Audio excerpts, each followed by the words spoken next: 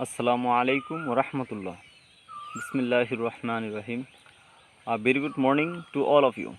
How are you all? Hopefully all are you doing great. Alhamdulillah. I am also fit and fine by the grace, bless and mercy of Almighty Allah. Today in this video I would love to share about vocabularies.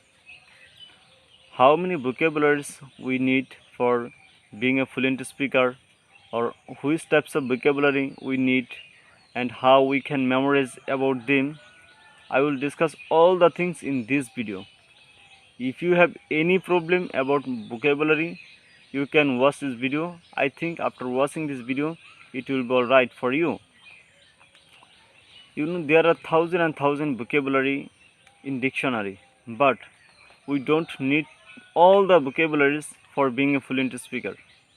There are two kinds of speaker. Number one, those who want to make just conversation in day-to-day activities, and another is that there is called public speaker or motivator.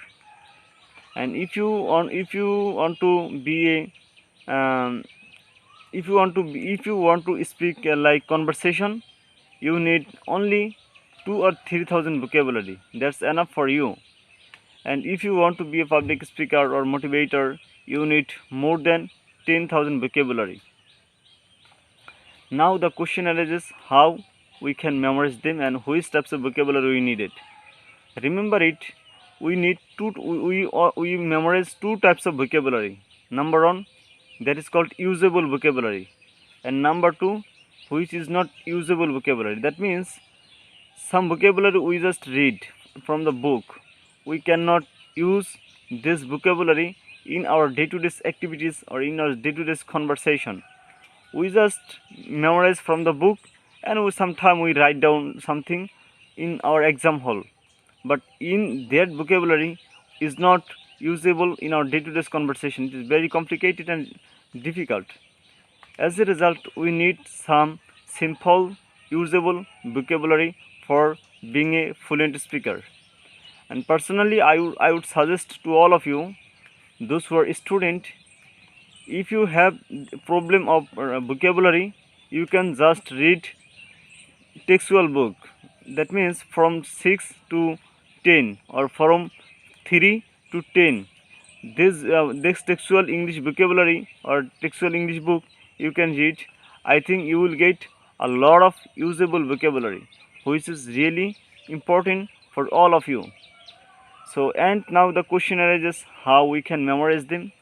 We can memorize them by revising. You know, it is very difficult to memorize vocabulary, and sometimes we memorize in a wrong way or incorrect way. Suppose we always say that do mane kora, do mane kora, do mane kora. But the problem is when we need any when we want to speak English at that time, we need English word, not the Bengali word. As a result, at that time ultimately we cannot recall them, we cannot remember them, and that's why we need to read another way. Read মানে পড়া, পড়া এর English হচ্ছে read, পড়া এর English হচ্ছে read, পড়া এর ইংলিশ হচ্ছে read. Suppose when you focus only read, when you focus only Bengali, your mind catch it, and when you use both, your mind also catch it. As a result, it will be easier for you to remember them easily. So that's why. And another thing is that revision is most important. If you don't revise, just memorize, you memorize 100 and 1,000 vocabulary, but ultimately it will not work properly, because when you will try to speak at that time, you will not be able to remember them easily. That's why you need to revise more and more, again and again, repeatedly and continuously. And another thing is that you can also write down some phases. That means you need to take some part of phases, and then you can write down your vocabularies. You can just put in front of camera. You need to put in front of table or in front of tak, something like that. In this way you can memorize, and you can also take some vocabulary in your pocket, and then when you will go to Moscow, when you will go to anywhere by bus. At that time, you can just read or you can just memorize them. I think in this way, you will be able to memorize a lot of vocabulary.